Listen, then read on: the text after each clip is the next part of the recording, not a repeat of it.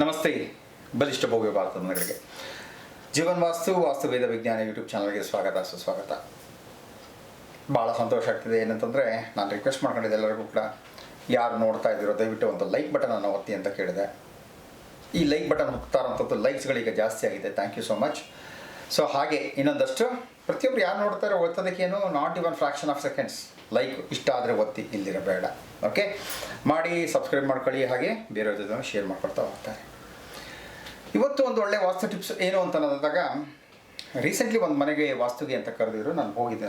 ಹೋದಾಗ ನೋಡಿದಾಗ ಏನಾಯಿತು ಅಂತಂದರೆ, ಇಡೀ ಮನೆ 40-60 ಕಟ್ಟಿದ್ದಾರೆ, 2 ಫ್ಲೋರ್ ಕಟ್ಟಿದ್ದಾರೆ, 4 ಬೆಡ್ರೂಮು.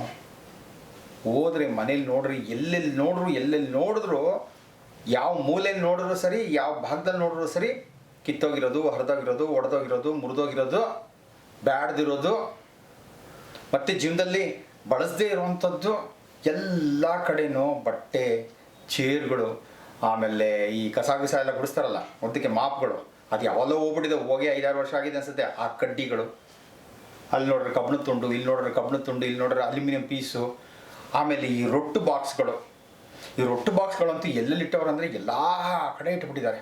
ಆ ಮೆಟ್ಲು ಕೆಳಗಡೆ ಎಲ್ಲ ಸೇರಿಸಿ ಸಾರ್ ಏನಿದೆ ಅಲ್ಲಿ ಅಂತಂದರೆ, ಇವಾಗ ಏನಿದೆ ಗೊತ್ತಿಲ್ಲ ಸರ್, ತುಂಬ ವರ್ಷಗಳಾಯ್ತು ಅಲ್ಲೆಲ್ಲ ನೋಡಿ ಅಂತಂತಾರೆ. ಕೇಳಿದೆ, ನೋಡಿ ಇಷ್ಟು ದೊಡ್ಡ ಮನೆಯಲ್ಲಿ ಎಲ್ಲೆಲ್ಲಿ ನೋಡಿದ್ರು ಕೂಡ ಈ ರೀತಿಯಾದಂಥ ಐಟಮ್ಗಳನ್ನ ನೀವು ಇಟ್ಕೊಂಡಿದ್ದೀರಾ ಅಂತಂದರೆ, ಈ ಮನೆಗೆ ಏನು ಅಂತ ಹೇಳಿ, ಎಲ್ಲಿಂದ ವಾಸ್ತು ವರ್ಕ್ ಆಗುತ್ತೆ ಇದಕ್ಕೆ ಅಂತ. ಯಾಕೆ ಅಂತಂದರೆ, ವಾಸ್ತು ವರ್ಕ್ ಆಗಬೇಕು ಅಂತ ಅನ್ನೋದಾದಾಗ ಮನೆ ಶುದ್ಧವಾಗಿರಬೇಕು. ಮನೇಲಿ ಯಾವುದೇ ರೀತಿಯಾದಂಥ ಗಬ್ಬು ಗಲೀಜುಗಳು, ಬ್ಯಾಡ್ದಿರೋದು, ಮುರಿದೋಗಿರೋದು, ಕಿತ್ತೋಗಿರೋದು, ಹಾಳಾಗೋಗಿರೋಂಥದ್ದು, ಇದು ಯಾವುದೇ ರೀತಿಯಾದಂಥ ವಸ್ತುಗಳನ್ನು ಮನೆಯಲ್ಲಿ ಇಟ್ಕೋಬೇಡಿ. ಇದಿಷ್ಟು ಇಟ್ಕೊಳ್ಳೋದ್ರಿಂದ ಏನಾಗುತ್ತೆ ಅಂದರೆ, ಮನೆಯಲ್ಲಿ ನೆಗೆಟಿವ್ ಎನರ್ಜಿ ಜಾಸ್ತಿ ಆಗ್ತಾ ಇರುತ್ತೆ.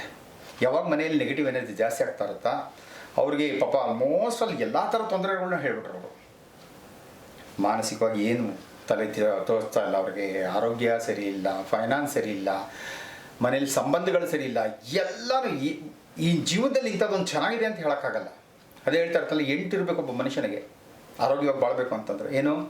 Physical, mental, emotional, intellectual, financial, family, social and spiritual. ಈ 8 ಅಂಗಾಂಗಗಳು, ಅಂದರೆ ಈ 8 ರೀತಿಯಾದಂಥ ಅಂಗಗಳು ಸರಿ ಇದ್ದಾಗ ಜೀವನ ತುಂಬ ಚೆನ್ನಾಗಿರುತ್ತೆ. ಇದರಲ್ಲಿ ಯಾವುದೂ ಇಲ್ಲ. ಆ ಪೂಜಾ ಮನೆ ಅಂತ ತೆಗೆದು ನೋಡಿದ್ರೆ ಯಪ್ಪ ಅದೆಷ್ಟು ಫೋಟೋಸ್ ಇಟ್ಕೊಂಡಿದ್ದಾರೆ, ಅಷ್ಟು ಫೋಟೋಸ್ ಇಟ್ಕೊಂಡಿದ್ದಾರೆ. ಕೇಳಿದ್ರೆ ಯಾಕೆ ಇಷ್ಟು ಫೋಟೋಸು ಅಂತಂತಂದರೆ, ಇಲ್ಲ ಸರ್ ಅವ್ರು ಕೊಟ್ಟರು, ಇವ್ರು ಕೊಟ್ಟರು, ಆ ದೇವಸ್ಥಾನಕ್ಕೆ ಓದಿ ತಂದು, ಈ ದೇವಸ್ಥಾನಕ್ಕೆ ಓದಿ ತಂದು, ಹೆಂಗೆ ತಂತಂದು ಹೇಳ್ತೀನಲ್ಲ. ಇದರಿಂದ ಎಲ್ಲನೂ ಕೂಡ ಭಗವಂತ ನಮ್ಮ ಸಮಸ್ಯೆಗಳನ್ನ ಪರಿಹಾರ ಮಾಡೋದಿಲ್ಲ.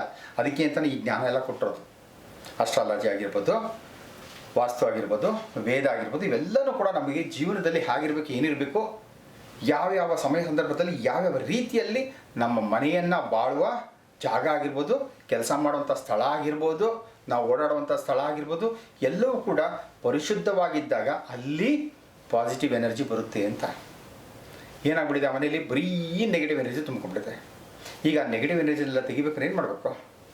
ಸಿಂಪಲ್, ನಿಮಗೆ ಉತ್ತರ ಗೊತ್ತಾಗ್ಬಿಟ್ಟಿರ್ತದೆ. ಈಗ ಆ ಮನೆಯಲ್ಲಿ ಏನೆಲ್ಲ ಹಾಳಾಗಿ ಬಿದ್ದಿರೋಂಥದ್ದು, ಬಳಸದೇ ಇರೋವಂಥದ್ದು, ಒಡೆದೋಗಿರೋವಂಥದ್ದು, ಚೂರಾಗಿರೋವಂಥದ್ದು, ಎಲ್ಲವನ್ನು ಕೂಡ ಹರಿದೋಗಿರೋವಂಥದ್ದು, ಮುರಿದೋಗಿರೋವಂಥದ್ದು, ಇದು ಏನಿದೆ ಎಲ್ಲ ವಸ್ತುಗಳನ್ನು ನೀವು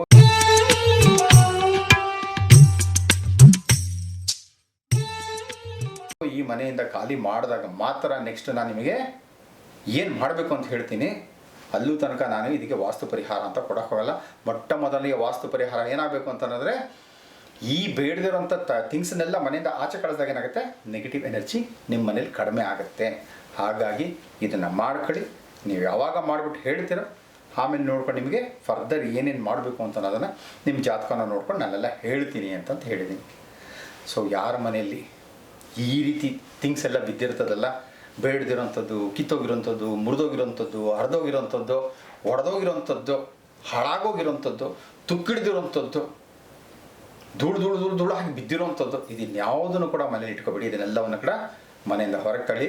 ಮನೆಯಿಂದ ಹೊರಗೆ ತಳ್ಳಿದಾಗ ಮನೆಗೆ ಪಾಸಿಟಿವ್ ಎನರ್ಜಿ ಬರ್ತಾ ಆಗುತ್ತೆ. ಇದು ಒಂದು ಉತ್ತಮವಾದಂಥ ಟಿಪ್ಸ್ ಅಂತ ತಗೊಳ್ಳಿ. ದಯವಿಟ್ಟು ಯಾರ ಮನೆಯಲ್ಲೆಲ್ಲ ಈ ರೀತಿ ಇದೆಯೋ ಅದನ್ನು ಪರಿಶುದ್ಧಗೊಳಿಸ್ಕೊಳ್ಳಿ. ಓಕೆ, ಪ್ರಶ್ನೆಗಳು ಅಂತ ಬಂದಾಗ ಒಬ್ಬರು ಏನು ಕೇಳಿದಾರೆ ಅಂದರೆ, ಗುರುಗಳೇ 33ಕ್ಕೆ 66 side size, East facing, so ಇದರಲ್ಲಿ 4 ಫ್ಲೋರ್ ಇರುವಂಥದ್ದು ಒಂದು ಡ್ಯೂಪ್ಲೆಕ್ಸನ್ನು ಕಟ್ಕೋಬಹುದಾ ಅಂತ ಕೇಳ್ತಾ ಇದ್ದಾರೆ. ಫ್ಯಾಂಟಾಸ್ಟಿಕ್, ಮಾಡ್ಕೊಳ್ಳಿ. ಇದು ಈಸ್ಟು, ಇದು 33 ಅಡಿ, ಇದು 66 ಅಡಿ. ಓಕೆ, ಸೊ ಮಾಡಿದಾಗ ಏನು ಮಾಡ್ಬೋದು, ಇದು ಹೇಗಿದೆ ಅಂತಂತಾರೆ, ಇದು 33ಕ್ಕೆ 66 ವಾಸ್ತು ಪ್ರಕಾರ ಏನಾಗುತ್ತೆ 1:2 ಅಂತ. 1 ಬಂದಾಗ 33, ಇದರ ಡಬಲ್ ಎಷ್ಟಾಗುತ್ತೆ 66.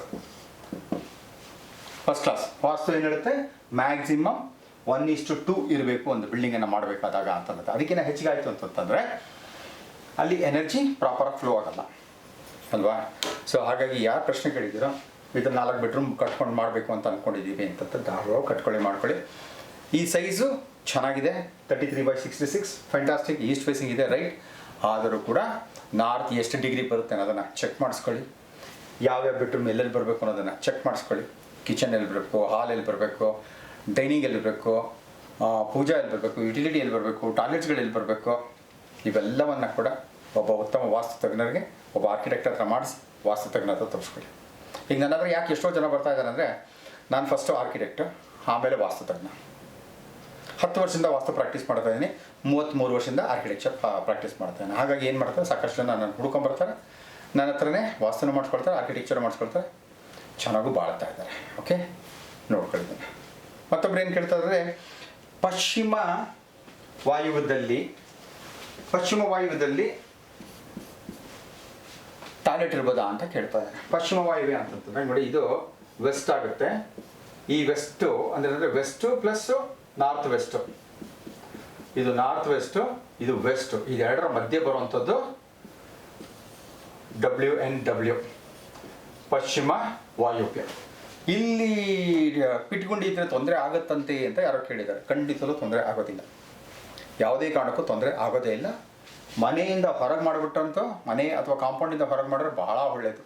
ಸಪೋಸ್ ಇಲ್ಲ ಮನೆ ಮತ್ತು ಕಾಂಪೌಂಡ್ ಮಧ್ಯದಲ್ಲಿ ಮಾಡ್ಕೊಳ್ತಾ ಇದ್ದೀನಿ ಅಂದರೆ west of north west is the ideal place for soap ಪಿಟ್ಗೆ. ಓಕೆ, ಸೊ ಆ ಪಿಟ್ಟನ್ನು ಅಲ್ಲಿ ಮಾಡ್ಕೋಬೋದು. ಯಾವುದೇ ರೀತಿಯಲ್ಲೂ ಕೂಡ ಅದು ನಿಮಗೆ ತೊಂದರೆ ಆಗಲ್ಲ, ಯಾವುದೇ ರೀತಿಯಲ್ಲಿ ನಿಮಗೆ ಅದು ಅನಾನುಕೂಲನ ಉಂಟು ಮಾಡಲ್ಲ. ಯಾಕಂದರೆ ಹೋಗೋದಕ್ಕೊಂದು ಜಾಗ ಬೇಕೇ ಬೇಕಲ್ಲ. ಸೊ ಹಾಗಾಗಿ ವಾಸ್ತುವಲ್ಲಿ ಕೊಟ್ಟಿರೋಂಥದ್ದು ಅದ್ರ ಬಗ್ಗೆ ಎಲ್ಲ ತುಂಬ ಸೈಂಟಿಫಿಕ್ಕು, ತುಂಬ ಡೀಟೇಲ್ಸ್ ಇದೆ, ಅದೆಲ್ಲ ನಾನು ಹೇಳಕ್ಕೆ ಹೋಗಲ್ಲ. ಸೊ ಅಲ್ಲಿ ಮಾಡ್ಕೊಳ್ಳೋದ್ರಿಂದ ಶ್ರೇಯಸ್ಸು ಮನೆಗೆ ಹಾಗೇ ಆಗುತ್ತೆ. ಓಕೆ, ಎಲ್ಲಿಗೂ ಕೂಡ ಭಗವಂತ ಆಯುಷು, ಆರೋಗ್ಯ, ಉಲ್ಲಾಸ, ಉತ್ಸಾಹ, ಸಕಲ ಈಶ್ವರಗಳನ್ನ ಯಥೇಚ್ಛವಾಗಿ ಕೊಡಲಿ ಅಂತ ಕೇಳ್ಕೊಳ್ತಾ ನಮಸ್ತೆ, ಜೈ ಹಿಂದ್.